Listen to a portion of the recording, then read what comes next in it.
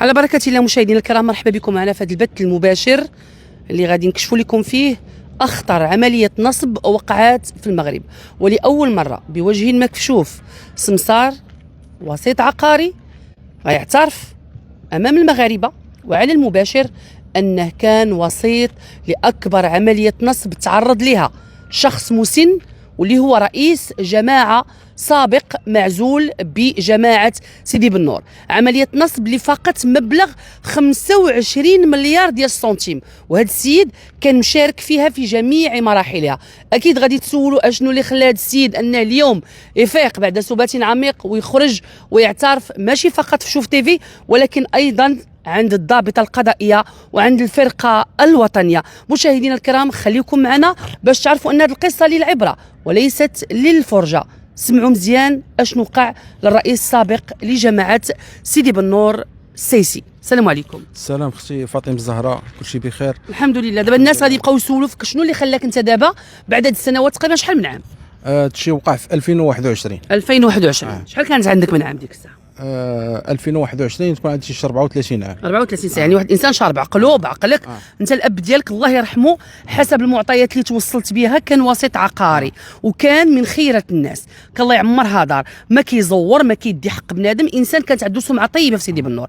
انت وردتي عليه هذيك الحرفه، ولكن للاسف الشديد ما كنتيش خير سلفين لخير خلف.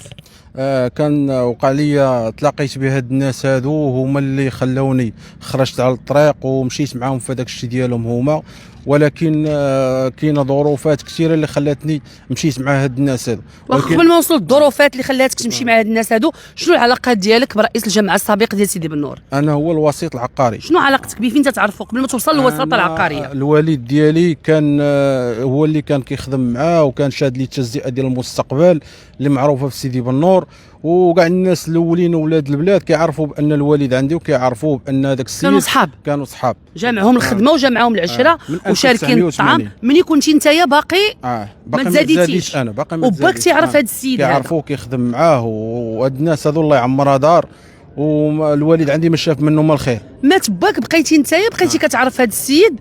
كيفاش تعرفتي على هذا السيد الثاني اللي اليوم كتقول لنا بانه هو اللي زور عليه ودار ليه، واللي مشيتي اعترفتي امام الفرقه الوطنيه بانه دا السيد الثروه ديالو؟ كيفاش تعرفتي عليه؟ هذا السيد هذا تا هو الاب ديالو كان خدام عند السيسي.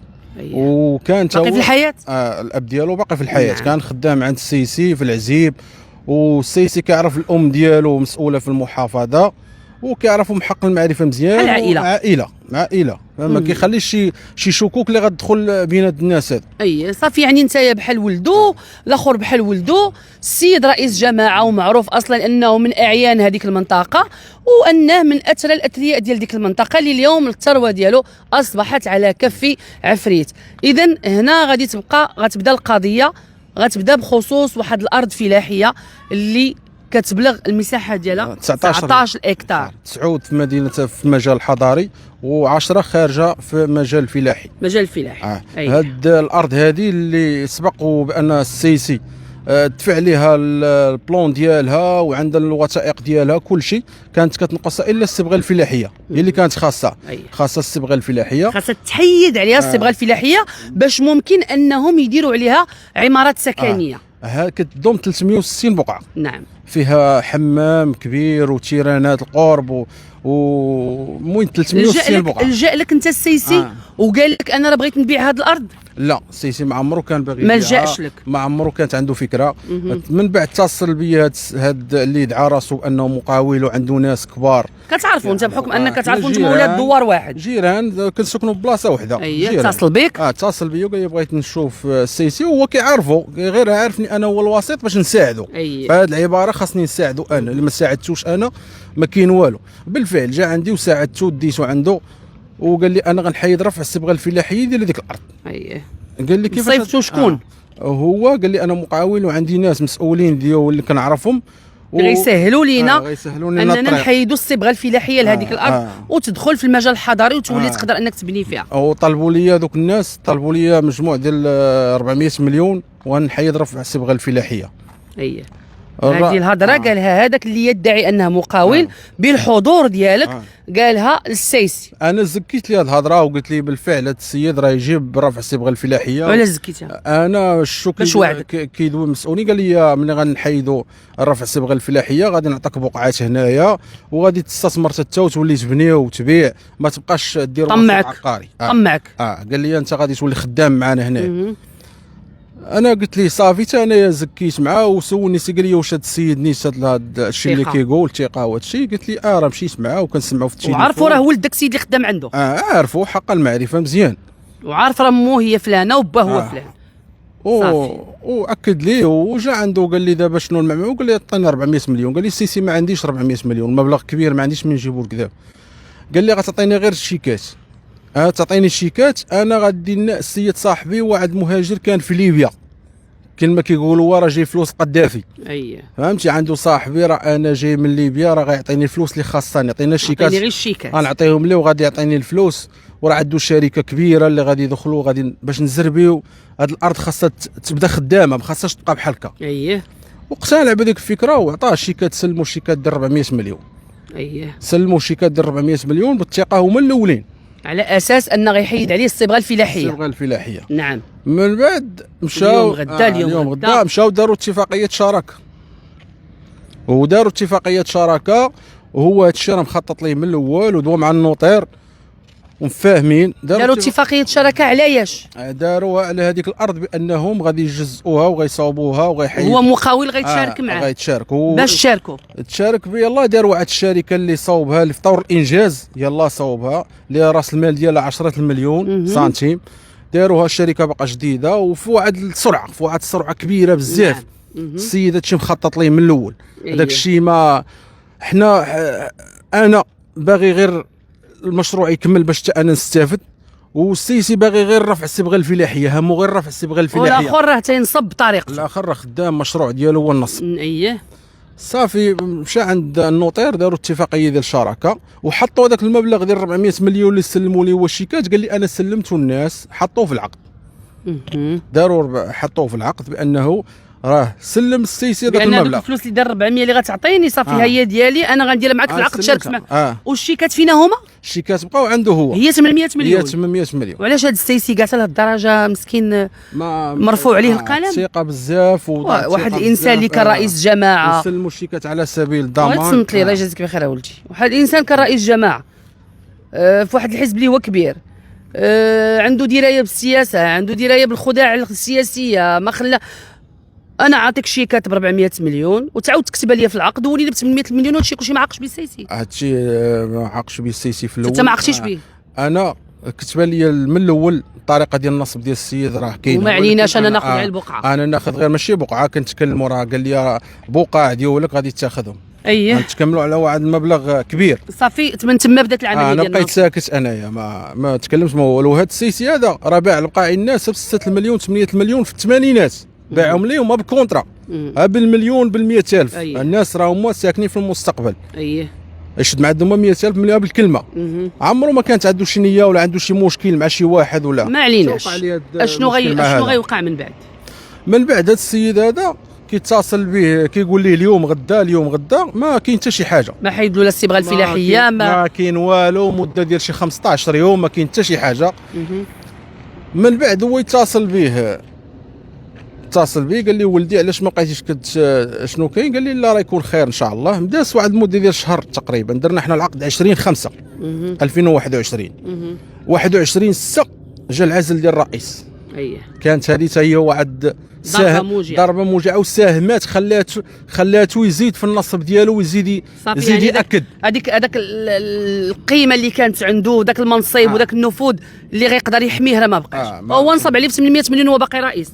ما عليناش. صافي نهار 21/6 جا العزل. من بعد تلاقى بي قال لي ولدي شنو درتي معايا؟ قال لي شوف، قال لي هذوك الناس مسؤولين راه بقاو باغي يديروا معايا والو. ما عليناش. وزاره الداخليه المحكمه الاداريه بالدار البيضاء ووزاره الداخليه ارتأت انها تعزل هذا الرئيس وهو يعتبر ثالث رئيس معزول في منطقه سيدي بنور. حنا عارفين ان سيدي بنور عندها واحد الخصوصيه ديالها وعندها عده مشاكل، وهو ثالث رئيس يعزل في تلك المنطقه. نعم هذا موضوع بعيدا عن حنا اليوم كنتكلموا على هذا السيد كشخص عادي معنوي تعرض للنصب والاحتيال. نعم. ومن بعد قال ليه دابا شنو المعمول؟ قال لي غتفسخ معايا اتفاقيه ديال الشراكه وغترد لي الشيكات ديالي. قال لي واخا دابا ولكن راه عندك واحد خاصك ترد لي المبلغ ديال 400 مليون. قال لي علاش غنردو لك؟ قال لي انا سلمته للناس عطيته لهم. واش درتي ليا؟ قال لي شنو درتي ليا وهذه؟ قال لي انا الناس راه شدوا من عندي ما بقى عندي ما ندير لك. نعم. ودابا السيسي ما كانش خاصو يبين لخو مولاي عبد الرحمن هادشي اللي وقع ليه في النصب، حيت خوه كان شريكو، لان خوه هو كابرين وكيتفلحوا في هذيك الارض وعندهم هذيك عندهم تاريخ معنويه اكثر ما هي ماديه. وهو كان كيخاف على خوه بزاف لانه كان كبير في العمر 90 عام وما كيبغيش يبين ليه هادشي. دابا اضطر باش قال لي ودي غتصبر عليا شويه باش نبيع شي ارض ونعطيك هاد 400 مليون ديالك ونفسخوا هذيك العقد ديال الاتفاقيه ديال الشراكه. قال لي صافي، قال لي ما توجد الفلوس علمني. السيسي ما دازت المفاوضات مع ناس واتصل بناس وقال لهم شنو وقع ليا ورانا اليوم كنتعرض لواحد العمليه النصب، واحد السيد راه شد عليا الشيكات وراه ما كيساني والو، هذه راه بغيت نبيع هذه الارض وزرب واحد الارض اللي المجموع ديالها 6 هكتارات باعها بواحد الثمن رخيص باش يخلصوا هو. باعها ب 700 مليون باش يخلصوا هو، باش ما يبينش، باش ما يخرجش هذا المشكل ديالو على برا ما يتسمعش كاع. بغى العائله وعند خوه وما الى ذلك، بغى يحبسها بقى بحال هكا. نعم. اتفق مع دوك الناس باش يبيعها وقال لي صافي انا اتفقت مع الناس باش غادي نبيع وغادي نعطيك فلوسك. قال ليه نمشيو عند دوك الناس وغادي ندويو معاهم. وبالفعل علاش هو ما فكرش انه يبلغ السلطات في هذيك اللحظه؟ لان كيتعرض لابتزاز من طرف واحد الشخص ما عاطيه 400 مليون، ما عاطيه 800 مليون، وهو واحد الانسان ديال القانون. نمشي نبيع انايا ارض ب 700 مليون باش نخلص واحد الانسان 400 مليون، راه ماشي واحد المبلغ سهل. هاد السيد يقدر يخلص مليار باش ما يدخلش السجن، باش السمعه ديالو ما تسمعش. لان ما فيها السجن هذه، فيها انني غنبلغ السلطات. ولا خايف بزاف، ولا خايف اختي فاطمه، خصوصا انه تعرض للعزل وما الى ذلك. قالوا ربما ولا خايف وما بغاش يبين لولادو وما بغاش يبين لعائلته، ولا خايف لان هذا الشيء ما يتقالش. ما عليناش، مشى عند النوطير سلم هذوك الناس الارض، سلموا الفليس. لا مشى بعدا واتصل بالناس ودرنا واحد اللقاء في الدار ديال واحد رئيس جامعه قرويه وواحد البرلماني معروف في البلاد. درنا اللقاء تما وقالوا لي اش بينك وبين هذا السيد، تفك معاه المشكل، حشومه راجل كبير هذه. قال لهم انا بحال بكل ما حشم ما والو. قال لي ما كنسالو 397 مليون، حيد 3 مليون باش تبان زعما هذيك اللعيبه. 97 مليون عطيني ديالي وغادي نعطيه الشيكات ديالو. حاضرين الناس. قال لهم واش قالوا ليه ادي اليمين؟ لا غير هاد الناس راهم حاضرين شاهدين. يعني على الاقل شي واحد اللي حكيم، شي امام ديال المسجد، شي انسان هذا يؤدي اليمين بان هذا السيد الى ادى اليمين بانه كيتسالوا. البينات على من ادعى واليمين على من انكر. واحد البرلماني اللي معروف في البلاد ومعروف كبير قال لي اش بغيتي عند الراجل بحال هكا بهذه العباره، راجل كبير فك معاه راه غيعطيك هذيك الفلوس ويعطيه شيكاتو. ودرنا الموعد والفسخ ديال العقد. درنا الموعد باش غادي نمشيو عند النوطير وغادي يسلموا الفلوس وغيعطينا الشيكات، يجي مع الشيكات ونفكوا هادشي. هو اشنو دار؟ اتصل بالنوطير ديالو، حيت النوطير عنده علاقه به بزاف، صاحبه بزاف معنى الكلمه. هادشي كلشي انت حاضر ليه منذ البدايه. منذ البدايه. اذا غنديروا واحد الوقفه غنبالكم تسرحوا. هذا الجزء الاول، غادي نديروا واحد الفاصل ونرجع لكم باش نكملوا معكم القصه، حيث هذا فيلم يستحق أن يكون مسلسل درامي أو لا فيلم سينمائي. مشاهدينا الكرام، رجعنا لكم مرة أخرى في هذه القصة المثيرة. أغرب وأخطر عملية نصب وقعت منطقة سيدي بن نور، ومرة أخرى هذا الشخص كان مساهم فيها بواحد الشكل كبير. غواه الطمع، عماه الطمع للأسف الشديد، واليوم انبو الضمير ديالو وعرف ان كاين الموت وخرج باش يكشف الحقيقه، ماشي لقناه الشعب شوف تيفي فقط ولكن ايضا عند السلطات الامنيه. اذا خليناها الجماعه تجمعوا وكذا بانه عطيه حشومه عليك، راجل كبير هذا. داروا واحد الموعد ديال 6 ايام، راه السيد غيبيع واحد الارض وغيجيب لك ديك 397 مليون ورجع له المسائل ديالو وفسخ معاه العقد ديالو. من بعد الغد ليه عيط ليا مع الصباح، اظن هذاك السيد اللي كينصب على هذا السيد اللي كيدعي بانه مقاول. عيط ليا قال لي فين انت؟ قلت لي انا في سيدي بن نور. قال لي شوف ما مشيت حتى شي بلاصه، غتمشي تهز السيسي دابا من دارو غتجيبوا لي باغي يقول لي بان غنمشيو نفسخوا العقد. لا قال لي قول لي باغي انا نعطيك الشيكات ديالك، جيبوا لي درك باش نعطيك الشيكات. مشيت انا عند السيسي قلت لي راه اتصلت بيه في التليفون، قلت لي وجد راسك باش نمشيو عند سعد نجيبوا الشيكات. اييه مني هزيت السيد مشينا على اساس باش نجيبوا الشيكات، طلعنا للدار ديالو رحب بينا كداش منك هضره وكلام وداك طعام وهذه. المهم بقينا ندو نجيبوا في هضره، احنا مريحين في واحد الفوتايات بحال هكا، وكاينه الكوزينه ديالو هنا، وكاينه واحد كلشي باين ما عليناش. كنكتشف انه كيدير لي واحد المشروب مخدر كيديروا ليه في القهوه قدامك. قدام، هو عاطيه بظهره بحال هكا وانا كنشوف فيه، والسيد داوي في التليفون ما شاف والو. المهم دار لي هذاك الشيء في القهوه، صوب مسائل ديالو قادو، جا بقى داوي معاه الحاج تا كي داير اش هاد الشيء، هاد المشاكل ما درا شنو درتي في هاد الشيء. هادي الهضره كتجيب هضره. شرب السيد هذاك الشيء، بقينا واحد الوقت السيد عيا ما بقاش عارف شنو كيدير كاع، فقال عليه لسانه، فقد الوعي. وراجل كبير، راجل كبير. ولا السيده وانت اش كتقول ديك الساعه؟ ما كتقولش شنو انا قلت لي ولا خفتيش يموت لكم السيد؟ ما انا بهذيك اللحظه صافي ما بقى عندي ما يتقال والو، وتا انا واقع ليا معاه اديت بزاف ديال معاه، عطيت خدا ليا واحد الشيكات ودار ليا اعترافات وبانني مساهم غرقتي معاه هذا الشيء غرقتي شد عليا فيديوهات انا وياه، ما بقى عندي ما يتقال. فيديوهات ديالاش؟ فيديوهات بانه صور الرئيس هو في واحد الحاله بانه فاقد الوعي وحط قدامه الفلوس، وصورني انا معاه بانه راه سلموا واحد 20 مليون باش يبين الراي العام والساكن البنوريه بان زعما انا راه كنسلم السيد الفلوس. نعم. لانه هو عارف راسو داير النصب بان الوراق ما حاط فيهم تريال، عارف راسو هادشي غادي يوصل ليه من الاول، هو كيخطط الفيديوهات الاوديوات من الاول، هو كيخطط لهادشي. ما عليناش. السيد تخدر ولا لسانه ثقيل عليه، شنو درتو من بعد؟ اتصل هو بالنوطير، هذا المقاول اتصل بالنوطير قال لي شوف غتوجد العقد، اتصل بالوالده غتعطيك الاصول الملك، تعطيك المسائل، عطاتو المسائل كامله كتخص هذيك الارض، وجد العقد.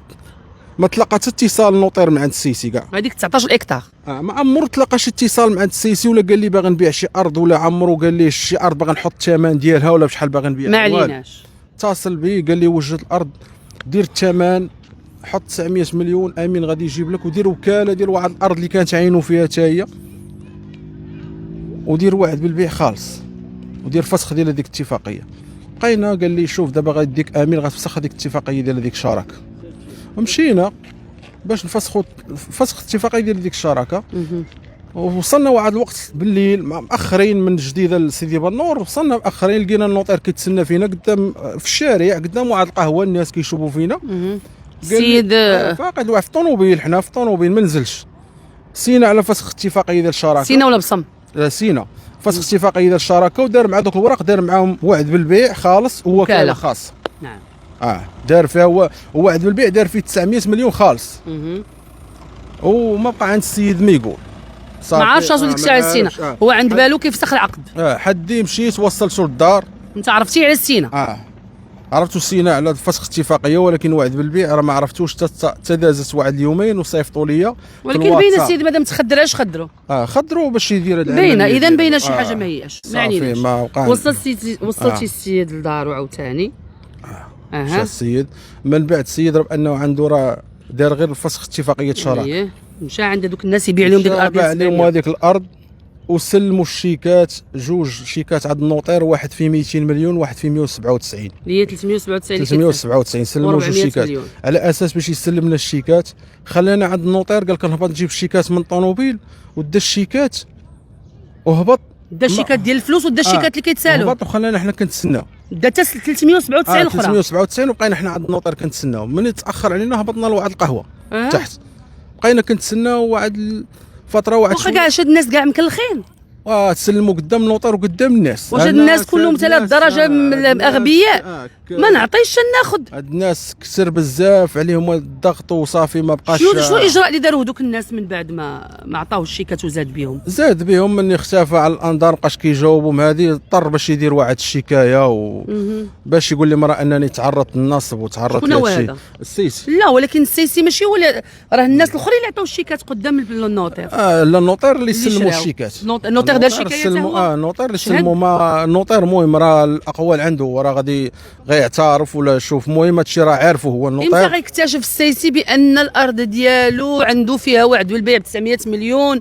وبانه دار وكاله وهذا الشيء كله لهذا السيد؟ اكتشف من بعد انا اللي غنقولها ليه. صيفط لي عبر تقنيه الواتساب، صيفط لي شهادات الملكيه فيها بان قال لي شوف امين اش كاين سير كمل في هذا الشيء، وهذيك الارض غنديوها راه ما يخصنا حتى خير. وبهذه العباره عنده شي ولاد هذا السيسي؟ عنده، ولكن هذا السيد ما عمر ولادو ساقوا الخبار. كان باغي يفك هذا المشكل، كان باغي يفكو بوحدو. خو امتى ساق الخبار؟ خو ساق الخبار حتى لهذا المشكل هذا، حتى لهذا المشكل ديال الوعد بالبيع خالص. والشيكات شادهم لي 400 ولا كيقول لي ناري اش درتي المدفوع بهذه العباره، اش درتي اش طيحتي راسك في هذا الشيء. عاش عليه خوه من يعرف هذا الشيء. مرض. مرض. هو اصلا السيد عنده 90 عام في عمره. شنو وقع ليه من بعد؟ السيد ما بقى عنده ميت كان مات. السيد مات الله يرحمه ويوسع عليه ضيقات القبور. الله يرحمه. السيد مات ومن بعد اختهم حتى هي ماتت. اذا هذه العائله تنصب عليها، فقدوا جوج ديال الاشخاص.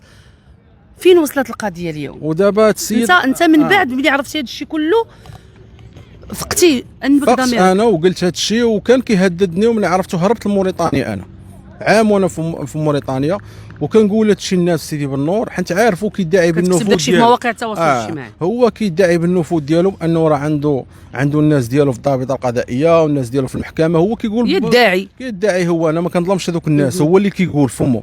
اما هذوك الناس انا ما كنظلمهمش. واخا اليوم انت مشيتي امام الفرقه الوطنيه كمصرح، واش عيطوا عليك كشاهد ولا انت مشيتي من بدايتك راسك من دخلتي من موريتانيا؟ هما عيطوا لي كشاهد. نعم. ما بعد ضوض عاد الشكايه واتصلت انا بالابناء ديالو وقلت لهم بواكم راه تعرض النصب والحقيقه، وبان الاب ديالكم راه كيقول لكم الحقيقه. داك الشيء راه حاضر ليه وراه بصح راه كاين، وانا مستعد باش غندخل ونشهد لكم. وفعلا دخلت وشهدت وقدمت الشهاده ديالي، وهو كان شاد عليا الشيكات ودار لي اعترافات وفيديوهات. انا ما خفت، قلت هاد الشهاده غادي نقول. من وراء الشهاده ديالك قدم لك الشيكات؟ قدم لي الشيكات، دفع لي دوزت السجن وخرجت. وقال لي علاش شهدتي، وكيصيفط لي الناس باش نتراجع على ديك الشهاده ونبعد من هذه المشاكل اش دخلني ليها. انا قلت لي لا، هادشي ما نسكتش عليه. كيفاش هاد المشاكل دخلني لها بسببك انت باش هاد السيد وقع لي اليوم هاد الشيء؟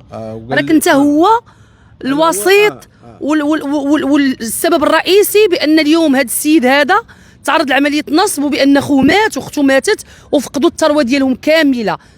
400 مليون في 400 مليون في 900 مليون في وكاله. واش بقى لهم هاد الناس؟ هاد السيد ما غيحبسش هنا. و 25 مليار ديالاش؟ هاد السيد ما غيحبسش ديال الاراضي اخرى.